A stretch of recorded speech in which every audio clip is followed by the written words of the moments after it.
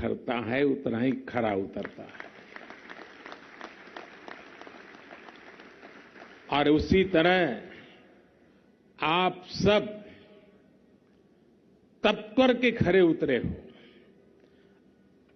यहां जो जो लोग इस गेम के लिए सिलेक्ट हुए, कोई वहां से जीत के आया, कोई वहां से सीख के आया। आप में से एक भी हार करके नहीं आया है।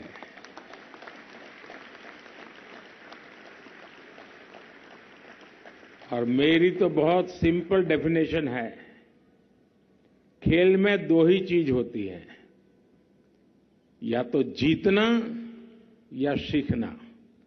हारना वारना होता ही नहीं है।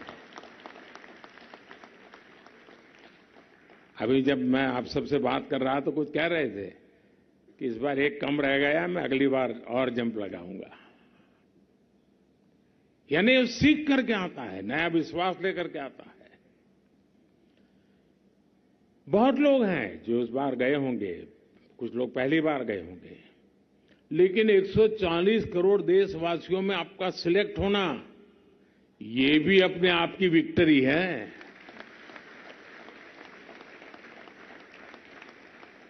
आप इतनी सारी चुनौतियों से जूझकर और मजबूत हो गए हैं। और ये आपके इस ग्रुप के रिजल्ट में सिर्फ आंकड़ों का हिसाब नहीं है जी। हर देशवासी एक गर्व अनुभव कर रहा है, एक नया विश्वास देश के अंदर भर जाता है। आप सभी ने सिर्फ पिछले रिकॉर्ड ही तोड़े ऐसा नहीं है, लेकिन कुछ क्षेत्र में तो आपने उस रिकॉर्ड को धराशायी कर दिया है। कुछ लोग सोचेंगे कि अब तो 2-3 गेम तक तो यहां पहुंच नहीं पाएंगे, ये स्थिति पैदा कर दी आप लोगों ने। और आप लोग 111 मेडल्स लेकर घर लौटे। 111 ये छोटा आंकड़ा नहीं है। मुझे याद है, मैं जब राजनीति में नया नया था, पार्टी के संगठन का काम करता था, और लोकसभा के चुनाव में हम 12 सीट लड़े और 12 की 12 जीत गए गुजरात में। तो हम तो ऐसे ही चलो जीत गए थे, हम दिल्ली आए। मेरे लिए आश्चर्य था, उस समय हमारे नेता अटल बिहारी वाजपेयी जी, उन्होंने मुझे गले लगा कर कहा, बोले तुझे पता है 12 क्या होता है? 12 की 12 जीतने का मतलब क्या होता है तुझे पता है? बोले कभी पूरे देश से हम 12 नहीं होते थे, तुम एक राज्य से 12 लेकर के आए। और 12 जीतने के बाद भी जब तक अटल जी ने मुझे कहा नहीं, मेरा उस दिशा में ध्यान नहीं गया था। आपके लिए भी मैं कहता हूं, ये 111 सिर्फ 111 नहीं है, 140 करोड़ सपने हैं ये।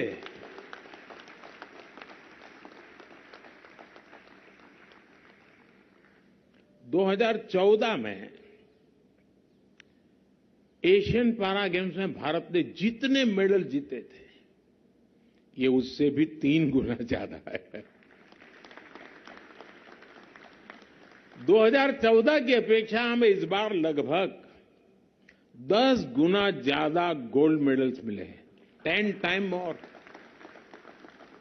2014 में हम ओवरऑल परफॉर्मेंस के 15वें स्थान पर थे, लेकिन आप सबने इस बार देश को टॉप 5 में ला करके रख दिया है।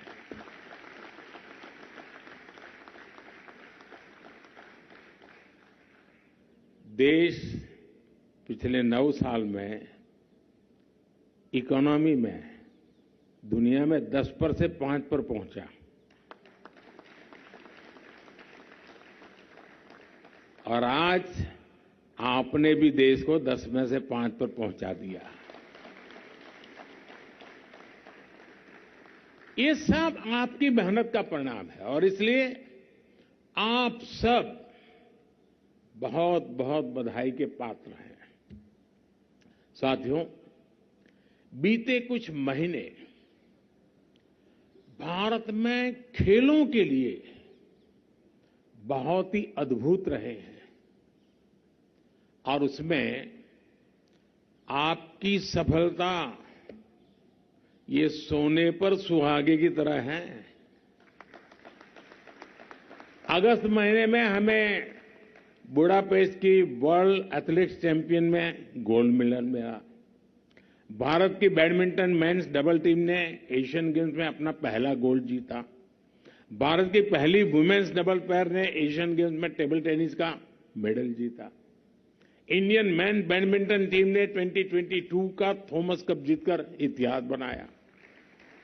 हमारे एथलीट्स ने एशियन गेम्स में इतिहास की सबसे बेहतरीन परफॉर्मेंस देते हुए 28 गोल्ड मेडल्स के साथ कुल 107 पदक जीते। अब आपने एशियन पैरा गेम्स के अब तक की सबसे अच्छी परफॉर्मेंस दी है।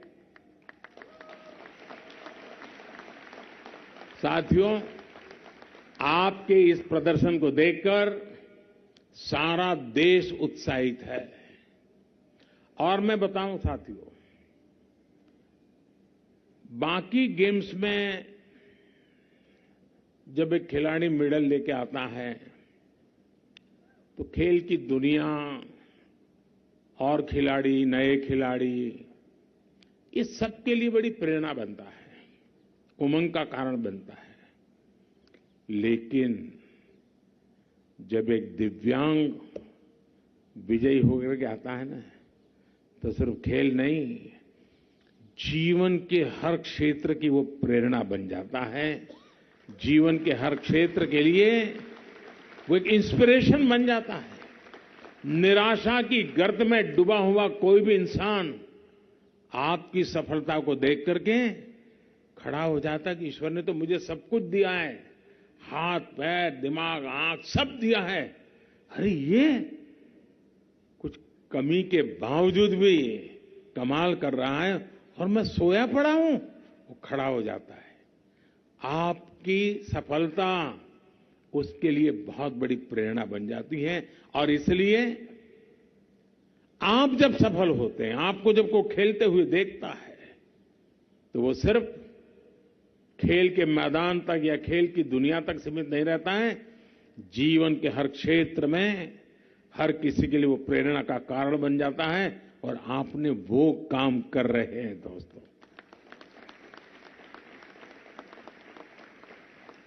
साथियों, ये स्पोर्टिंग कल्चर और स्पोर्टिंग सोसाइटी के रूप में भारत की प्रगति दिनों दिन हम सब देख रहे हैं।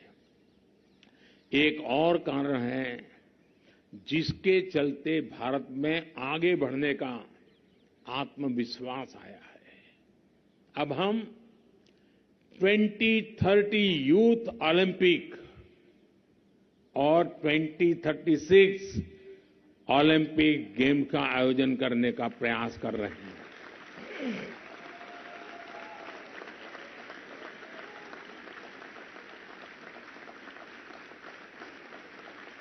साथियों, आप जानते हैं स्पोर्ट्स में कोई शॉर्टकट नहीं होता है।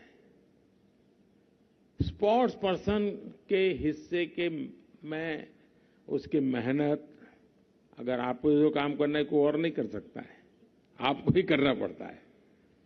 सारा परिश्रम स्पोर्ट्स की दुनिया में जो है उसको खुद को ही करना पड़ता है, कोई प्रॉक्सी नहीं होता है, खुद को ही करना पड़ता है। खिलाड़ियों को खेल का सारा प्रेशर खुद ही हैंडल करना पड़ता है। अपना धैर्य, अपना परिश्रम ही सबसे ज्यादा काम आता है। हर व्यक्ति खुद के सामर्थ्य से बहुत कुछ कर सकता है। जब उसे किसी का सहयोग मिल जाए तो उसकी शक्ति अनेक गुना बढ़ जाती है। परिवार, समाज, संस्थाएं और अन्य सपोर्टिंग इकोसिस्टम खिलाड़ियों को और नई ऊंचाई पर पहुंचने का हौसला देते हैं। ये सभी एक साथ होकर हमारे खिलाड़ियों का जितना ज्यादा साथ देंगे, उनके लिए वो उतना ही अच्छा होगा। आप परिवार को लें तो हमारे घर के लोग अपने बच्चों को खेलों के प्रति आगे बढ़ने के लिए और सपोर्ट दे रहे हैं। जब आप में से और लोग, जब शायद आपको थोड़ा मौका मिला होगा, घर से थोड़ा प्रोत्साहन मिलता होगा, लेकिन इसके पहले के लोग तो नहीं, तुझे चोट आ जाएगी, तुझे ये हो जाएगा, फिर कौन देखेगा, तुझे वहां कौन संभालेगा, नहीं जाना है, घर में रहो। बहुत उससे गुजर करके आए। आज मैं देख रहा हूं हर परिवार बच्चों को इस क्षेत्र में भी आगे जाने के लिए प्रोत्साहित कर रहा है। ये एक नया कल्चर देश में उभरना बहुत बड़ी बात है। समाज की बात हो तो लोगों में बड़ा बदलाव हुआ है। अब आप भी देखते होंगे, पहले तो खेलकूद में अच्छा पढ़ते नहीं हो, आप जाके कहोगे मैं मेडल लेगा, अच्छा यही करते हो क्या, पढ़ते नहीं हो क्या, कहां से खाओगे, कहां से खाओगे, यही पूछते थे। अब अच्छा तुम ले आए, लाओ जरा मैं छू लूं, मैं भी जरा छू करके देखूं। ये बदलाव आया है।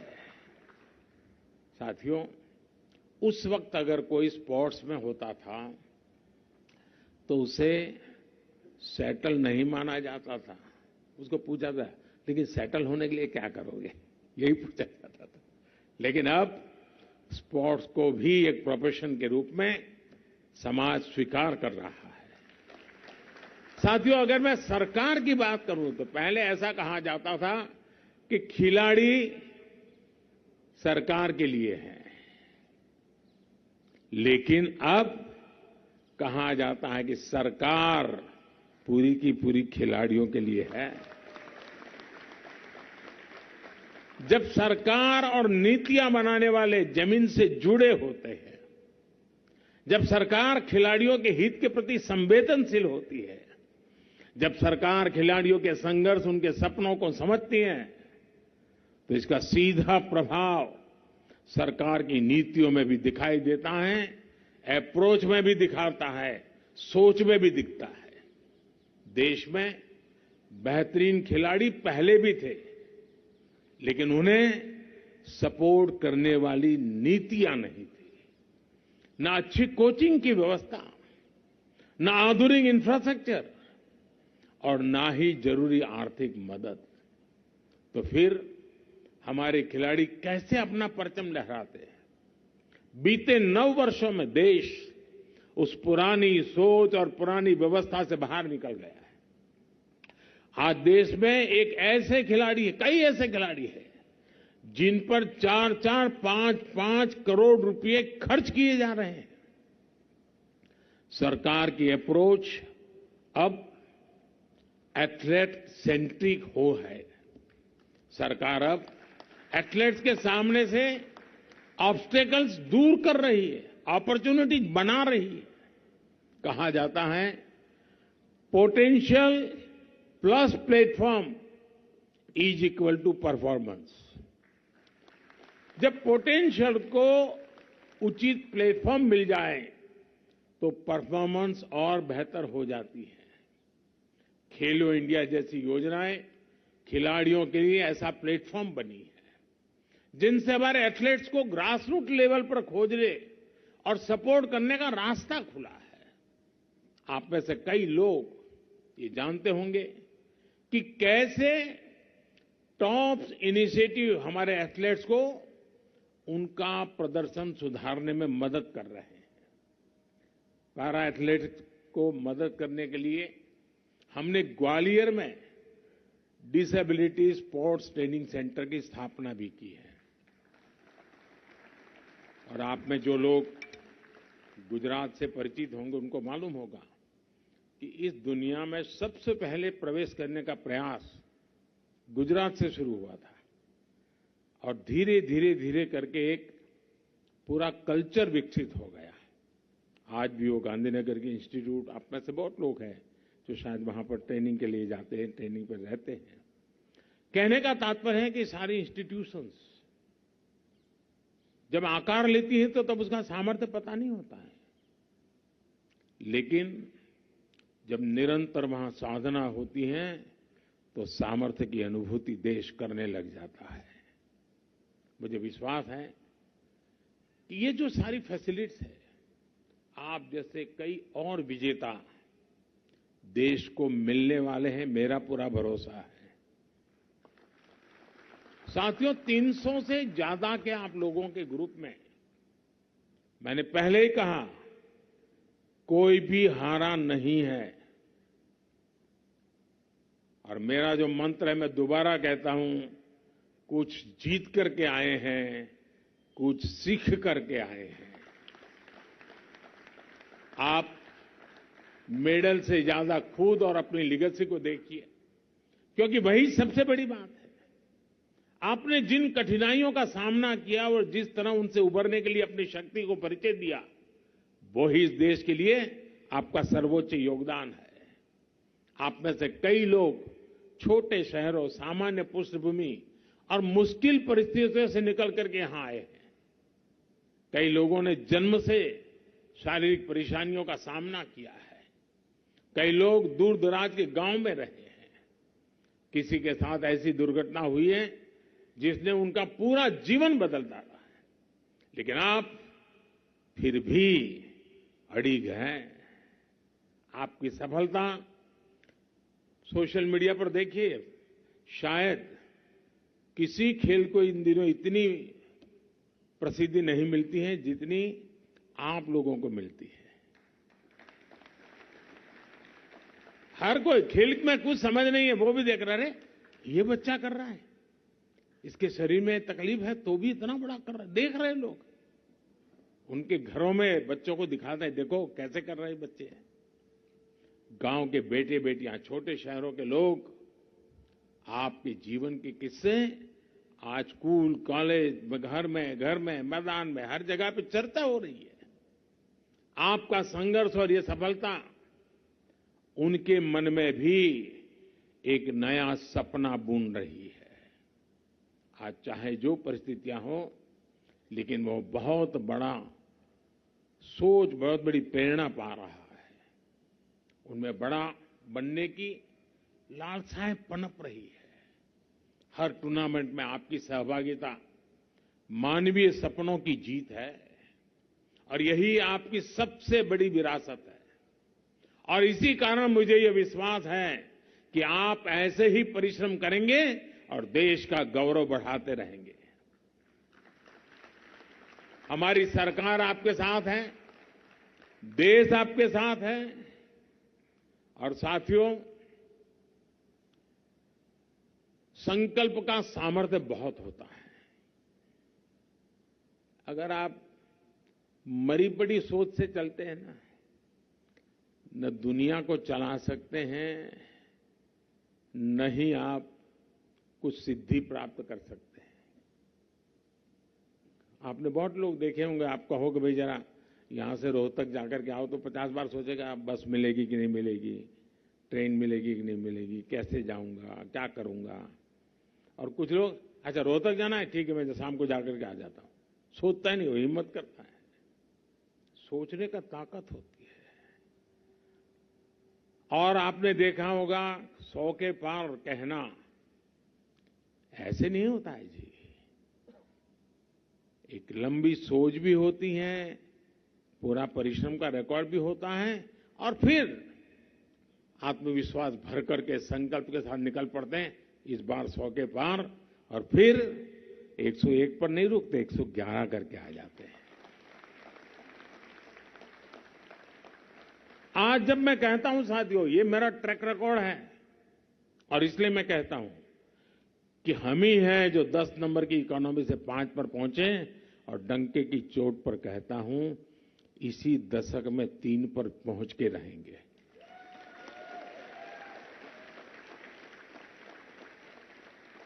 इसी के आधार पर मैं कहता हूं 2047 में ये देश विकसित भारत बन के रहेगा। अगर मेरे दिव्यांगजन सपने पूरे कर सकते हैं तो 140 करोड़ की ताकत एक भी सपने को अधूरा नहीं रहने देगी, ये मेरा विश्वास है। साथियों, मैं आपको बहुत बहुत बधाई देता हूं, बहुत बहुत शुभकामनाएं देता हूं, लेकिन हमें यहां रुकना नहीं है। और नए संकल्प और नया आत्मविश्वास, हर सुबह नई सुबह, तभी तो जाकर के मंजिल अपने पास आती है दोस्तों।